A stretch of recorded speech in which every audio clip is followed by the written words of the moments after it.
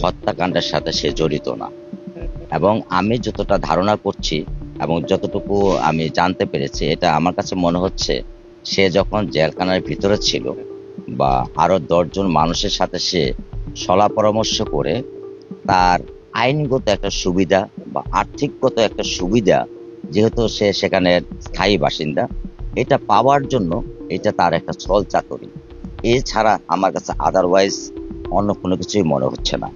আর আপনাদের সামনে যেহেতু দাঁড়িয়েছি, আমি একটা কথা বলবো, আমার রামেশ্বর চলে গেছে, এটা হয়তো বা আল্লাহ তালার ইচ্ছে বা আমাদের সমাজ ব্যবস্থা যাই বলেন। তারপরও আমি মাননীয় প্রধানমন্ত্রী যে দ্রুততার সাথে আমার রামেশ্বর বিচার প্রক্রিয়া শুরু করবার জন্য উনি যে কথা দিয়েছিলেন, এবং মাননীয় যুব ক্রীড়া মন্ত্রী উনি বারবার আমার সাথে যোগাযোগ রাখছেন, এবং আমাদের স্বাস্থ্য